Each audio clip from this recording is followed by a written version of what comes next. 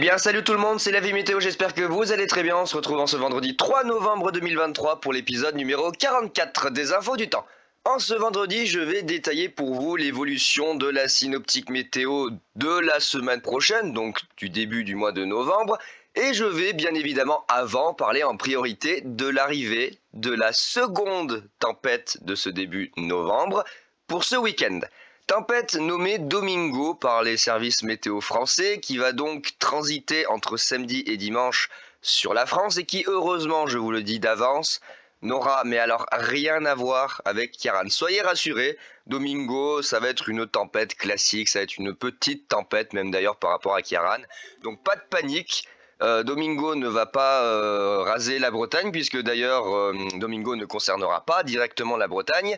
Elle va passer plus au sud et concerner davantage la façade atlantique et plutôt la moitié sud du pays entre samedi et dimanche. D'ailleurs, pour revenir sur Ciarán, les images qui sont parvenues le lendemain après son passage, là hier, c'est sidérant. Franchement c'est sidérant les dégâts qu'il y a eu par endroits, c'est absolument hallucinant. La vidéo qui a circulé sur TikTok du pan de mur de la maison qui se fait aspirer, qui s'effondre dehors, je sais pas si vous vous rendez compte juste la force du vent pour arracher ça. Alors je veux bien que le mur il avait pas l'air non plus bien épais, ça avait pas l'air d'être un mur porteur, mais quand même, vous vous rendez compte de la force du vent pour créer une dépression, excusez-moi, pour créer une dépression sur la façade de la maison et briser, casser le mur, l'aspirer dehors. Je sais pas si vous vous rendez compte juste de la force qu'il faut pour créer une dépression sur un mur et le briser littéralement comme ça et emporter tout le mur avec la fenêtre. Franchement c'est hallucinant, c'est vraiment hallucinant. Donc Ciarán, ça y est, elle est partie, on n'en parle plus. Et maintenant on va s'intéresser à Domingo qui va arriver pour ce week-end, qui va intéresser plutôt l'ouest et le sud de la France. Et je vais regarder et détailler pour vous la synoptique météo de la semaine prochaine et globalement des 2 prochaines semaines, donc ça va nous amener progressivement à la mi-novembre, avec possiblement, ça sera confirmé bien évidemment d'ici là, le maintien de conditions plus ou moins perturbées entre l'Atlantique Nord et l'Europe de l'Ouest. Ça correspondrait à un article que j'ai vu il y a quelques jours de ça, en lien avec El Niño. Semblerait-il que El Niño soit responsable de la soudaine, je vais pas y arriver, de la soudaine reprise de l'activité dépressionnaire sur l'Atlantique Nord, en lien avec un des paramètres de El Niño, alors je sais pas le nom, c'est un nom un peu compliqué, qui justement aurait modifié soudainement les comportements des masses d'air et des centres d'action, provoquant cette espèce de recrudescence soudaine et la naissance, aussi brutale soit-elle, de la tempête Ciarán du côté de l'Atlantique Nord. Et d'après ce que j'avais lu, si ce paramètre restait en place en lien avec El Niño, ça pourrait maintenir des conditions très dépressionnaires, fortement perturbées entre l'Atlantique Nord et l'Europe de l'Ouest, de novembre jusqu'à décembre. Ça sera à confirmer. Pour le moment, ce n'est qu'hypothèse. Ce n'est qu'une hypothèse. Il n'y a rien encore d'avéré. Pour moi, ça demande vérification. On verra bien au fil des semaines ce qui se passera et si on peut confirmer leurs petites hypothèses. Alors, du coup, en ce vendredi, je vais parler d'abord, en priorité, ici, de la tempête Domingo, qui va arriver pour le samedi, et surtout entre le samedi et le dimanche, sur l'ouest de la France. Domingo, c'est elle, cette seconde dépression dont on vous parle, et dont je vous parle déjà depuis des jours et des jours, avant même que Ciarán soit passé. On voyait déjà sur les modèles la seconde dépression du week-end, alors elle était entrevue plutôt pour le vendredi, elle s'est décalée entre le samedi et le dimanche, mais néanmoins, elle est toujours là. Ça n'a pas changé, elle existe toujours, ici à 975 hectopascales au large de Terre-Neuve, sortant ici de la mer du Labrador. À la différence de Ciarán, Domingo est déjà en train de se creuser, est déjà en train d'être en forme. Donc Domingo ne va pas atteindre son paroxysme de puissance en arrivant directement sur la France, elle va même au contraire se combler et s'élargir puisque le système dépressionnaire sera déjà formé, donc le dynamisme entre guillemets de la tempête va un peu s'essouffler et elle va se dilater sur l'Atlantique pour former un énorme système dépressionnaire qui donnera quand même de violentes rafales de vent sur son flanc sud, mais heureusement rien à voir avec Ciarán. Donc Domingo va arriver ici par l'Atlantique, va légèrement se creuser, mais vraiment léger, vous voyez, ça n'a rien à voir avec l'explosion de Ciarán qui a donné 954 hectopascales. Là on serait à 960, mais regardez la différence par rapport à Ciarán. Là, le système, il est très très creux et surtout à son flanc sud et à son flanc ouest, on a ici la partie venteuse très active avec les isobars resserrés. Et à cause justement de ça, de son creusement qui a été rapide, eh ben elle va s'élargir, s'élargir. Et résultat, Domingo n'aura pas la même tronche que Kiaran, avec une dépression beaucoup plus étalée, qui permettra de disperser les rafales de vent, entre guillemets, et de générer quelque chose de beaucoup moins violent. Honnêtement, si on aurait eu ça, là, comme ça, à ce moment-là, sur l'ouest de la France, on aurait eu possiblement une espèce de Kiaran un petit peu numéro 2. Un poil en dessous, mais on aurait eu quand même quelque chose se rapprochant de Kiaran pour la façade atlantique. Là, heureusement, Domingo va se disperser, entre guillemets, va s'élargir. Vous voyez, va prendre toute la place entre le Royaume-Uni et la France. Même globalement, ça englobe ici une large partie entre l'Atlantique et la mer du Nord. Hein. D'ailleurs, les îles britanniques sont en plein milieu du bordel entre les résidus de Kiaran qui circulent ici sur la mer du Nord et l'arrivée de Domingo pour le samedi. Hein. Les îles britanniques sont en plein milieu des deux. Et donc, on va avoir ici, déjà pour le samedi en milieu de journée, regardez, un petit étranglement ici qui va circuler sur le pays, qui va donner déjà un premier coup de vent pour la journée du samedi entre l'ouest et l'est. Ça va d'ailleurs donner un gros vent de sud entre la vallée du Rhône et le Val de Saône. Ce petit étranglement, on le verra sur les modèles, bon, il n'a rien d'exceptionnel, ça va donner un petit coup de vent, voilà, et basta, on n'en parle plus. Ce qui va être plutôt à surveiller, c'est derrière. On va avoir à nouveau ici la zone sud de l'occlusion qui va apporter de fortes rafales de vent. Mais vous voyez quand même que les isobars sont vachement moins resserrés et le creusement est moins prononcé que la tempête Kiaran. Donc fort heureusement, il y aura moins de vent, il y aura moins de dégâts, ça sera moins catastrophique que Kiaran sur le Finistère. Il n'y a rien à craindre de cette tempête, ne paniquez pas, tout va bien se passer. Clairement pour celle-ci, je suis parfaitement confiant. Il va vraiment rien se passer d'incroyable, hein. Ça va être une tempête, mais alors d'un classique total. Vraiment d'un classique total. Et elle va quand même réussir, malgré, on va dire, sa petitesse, si je peux dire ça comme ça, elle va quand même réussir à transiter sur le pays et venir se combler en direction du nord des Pays-Bas et du nord de l'Allemagne, ici à 980, pour quasiment disparaître d'ici le début de semaine prochaine. Donc ça, c'est pour Domingo. Et ensuite, regardez ce que CMWF y voit. Il ne voit pas le rétablissement immédiat de l'anticyclone, mais seulement un petit bout de l'anticyclone qui revient pour le milieu de semaine prochaine, avec ici une espèce de petite goutte froide là, qui a réussi à s'isoler. Regardez derrière, pas d'anticyclone. Seulement ici des résidus d'anticyclone qui transitent, et d'ores et déjà est entrevu, mais ça c'est loin, hein, ça va bouger certainement, mais déjà est entrevu ici sortant de Terre-Neuve sur la mer du Labrador, une nouvelle dépression qui pour l'instant, en tout cas pour le moment, n'est pas très creuse et ne peut pas être considérée comme une tempête. Mais cette dépression va à nouveau, et encore une fois, bloquer le passage à l'anticyclone des Açores qui ne pourra pas se rétablir pour la mi-novembre. Et on se retrouve à nouveau ici avec, à nouveau ici un complexe dépressionnaire qui pourrait s'établir sur l'Europe du Nord, entre les îles britanniques, la mer du Nord, le nord de la France, les Pays-Bas, le nord de l'Allemagne, et puis un énorme flux dépressionnaire qui se maintient. Alors pas très dynamique, hein, vous voyez qu'au niveau des isobars, on est quand même très large. Ça donnerait un petit coup de vent le dimanche du côté des côtes de la Manche, entre le Finistère, à nouveau ici entre le Finistère et la Normandie.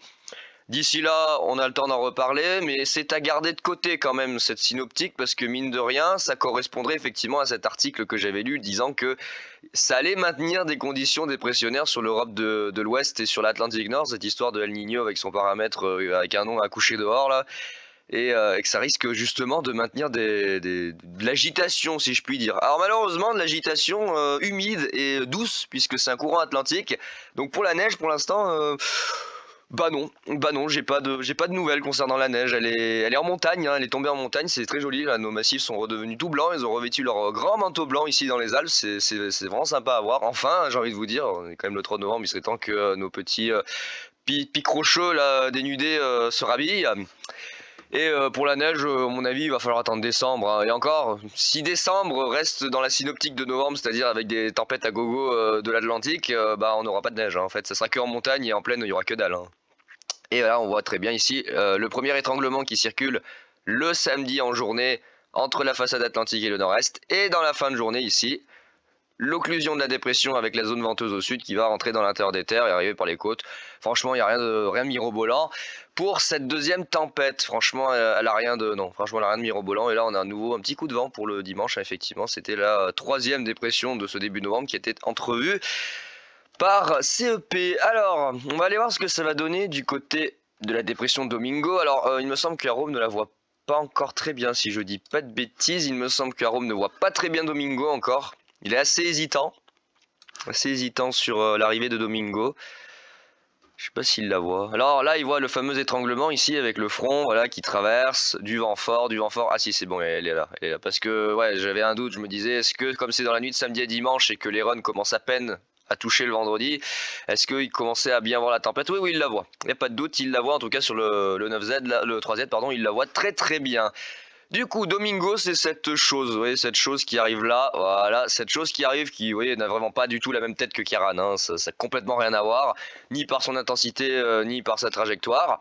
Avec le premier étranglement, le samedi en journée, qui transite depuis la façade atlantique, la Loire-Atlantique, la Vendée, le Sud Finistère, la Manche, la Normandie, ça s'enfonce dans l'intérieur des terres, une partie du Massif central, ça réactive temporairement durant la journée un fort vent de sud du côté de la vallée du Rhône, notamment sur le Nord-Isère, le Lyonnais, le Val-de-Saône, une partie du Massif central, ça part ensuite en direction du Jura, des Vosges et du Nord-Est. Ça va activer un fort vent de sud d'ailleurs, je pense du côté de Lons-le-Saunier. Comme d'habitude, du côté du Jura, et puis aussi voilà, ça traverse une partie du Massif central du côté de l'Allier. Et derrière, nous avons ici voilà, la fameuse zone de vent fort qui va revenir avec quand même des rafales de vent qui pourraient atteindre les 120-130 km/h sous les caps exposés. On peut potentiellement, vu ce qui s'est passé avec Kieran, annoncer déjà des rafales entre 130 et 140 km/h sur les caps exposés et le long du littoral, notamment du côté de la Loire-Atlantique, de la Vendée, de la Gironde, de la Charente-Maritime, de la Gironde, puis ensuite en direction du Pays Basque. Alors il semblerait que le plus gros de l'activité se fasse vraiment entre la Vendée, la Charente-Maritime et le nord de la Gironde, en tout cas la Charente-Maritime et la Vendée en première ligne des plus fortes rafales de vent. Ça rentre quand même dans l'intérieur des terres, mais pas autant qu'avec Kieran, heureusement, où on pourrait avoir là des rafales de vent entre 100 et 120 km/h. Et encore, vous voyez que Arome à nouveau modélise ces espèces de griffures orageuses qui sont pas forcément à prendre au premier degré. Donc je dirais moi globalement entre 120 et 140 sur les littoraux et les caps exposés, et ponctuellement dans les quelques départements limitrophes de l'intérieur des terres, 100, 105, 110 km/h, vraiment en rafale. À voir si certaines lignes de grains peuvent donner plus, mais au global, on ne sera pas sur quelque chose de vraiment exceptionnel. Hein. Vraiment là, j'ai envie de dire, c'est de la rigolade, ça. C'est vraiment de la rigolade par rapport à Kieran. Il n'y a vraiment rien d'exceptionnel. C'est même pourri d'ailleurs. Pour une tempête, c'est même presque naze d'ailleurs de l'appeler tempête, la pauvre. Pauvre Domingo, tu fais peine, hein, Domingo. Vraiment, t'es pas effrayant. Hein. Vraiment, Domingo, non. Pas effrayant du tout, Domingo. Fais pas le bordel. Voilà, clairement, il fait pas du bordel. Hein, juste de fortes rafales de vent classiques sur la façade atlantique, 120, 130 sur les côtes. Mais c'est quand même à évoquer, il faut quand même en parler parce qu'il va y avoir une alerte orange de Météo France très certainement sur ces départements côtiers et du côté des Charentes avec des rafales de vent qui pourraient localement atteindre les 110, 115 km/h dans l'intérieur des terres des premiers départements jouxtant la façade atlantique. Et ensuite, alors après on sait pas, Domingo qui va s'essouffler, y perdre de la puissance très rapidement dans la nuit de samedi à dimanche et se combler le dimanche. Dimanche il n'y aura plus de Domingo, c'est terminé. Voilà, voilà. Ouais, franchement, Domingo, ouais, non, tu fais pas peur. T'es pas terrifiante, hein, clairement, non. Dans la petite Domingo, là, la petite tempête Domingo, ouais, vraiment, voilà. À la limite, ouais, vraiment vers les Charentes. C'est vraiment vers les Charentes que ça va donner un petit peu plus, avec du 130 sur les côtes et localement 110 dans l'intérieur des terres. Et franchement, ils sont habitués. Moi, je veux dire, ils vont pas avoir peur pour ça. Hein. Autant les Bretons, je veux bien qu'ils aient eu peur pour ce qui s'est passé. Hein. Je veux dire, quand on voit les vidéos, les dégâts qu'il y a eu. Voilà, hein, clairement, même les anciens, il y en a certains, ils avaient dit, leurs grands-parents, ils ont connu les tempêtes de 87, 99 et tout le bordel, bah ils ont eu peur, hein, ils ont eu peur. Il y en a certains, vraiment, ça les a marqués cette tempête, donc là, heureusement, rien à voir, hein, c'est de la gnognotte ça. Le terrible vent de sud, pour le samedi midi, là. Alors nous, le terrible vent de sud du côté de la vallée du Rhône. Bon gros vent de sud sur la moitié nord, alors vous voyez, localement 90, 100 km/h, alors c'est pas du tout ce que voit Rome. Vous voyez, Rome lui il est beaucoup plus calme concernant le premier étranglement du samedi en cours de journée. Contrairement à Arpège qui lui voit quand même des rafales de vent proches de 110 km/h sur le sud-est de Paris. Sud-ouest de Paris, pardon. 90 sur la région parisienne, 110 vers la Normandie, ouais, un petit peu plus agressif Arpège que à Rome quand même. Le terrible vent de sud, et puis derrière on a ici le front qui arrive. Et dimanche, regardez, pouf, voilà, dimanche il n'y a plus de Domingo, dimanche Domingo est mort, dimanche il n'y a plus personne, ça y est c'est fini. Alors c'est pas fini pour très longtemps, je pense que l'activité dépressionnaire va rester très marquée pour la prochaine semaine et les prochaines semaines sur l'Atlantique Nord. Reste à savoir comment, parce que regardez, je vais revenir sur lui. En même temps que je vous parle de El Niño, ben on a toujours lui. Alors je sais pas si, j'arrive pas à savoir qui a l'avantage sur l'influence des centres d'action. Est-ce que c'est El Niño qui a l'avantage sur les masses d'air et qui fait bouger, ou est-ce que c'est le vortex stratosphérique qui fait bouger? J'ai l'impression qu'ils se partagent un peu les deux, c'est une sorte de garde alternée entre El Niño et le vortex stratosphérique. On a à la fois El Niño qui fout son bordel là sur les masses d'air, et en même temps on a le vortex qui donne son influence au jet pour faire bouger les centres d'action. Alors je sais pas. Alors là, pour la tempête Kiran par exemple, typiquement, et ce qui s'est passé, et là ce qui va se passer avec Domingo, mais ce qui s'est passé avec Kiran, typiquement là c'était pas El Niño. Là clairement je vous le dis, c'était pas El Niño, c'était vraiment le vortex stratosphérique ici qui nous a fait un gros sprint et qui a réactivé le jet à plus de 300 km/h.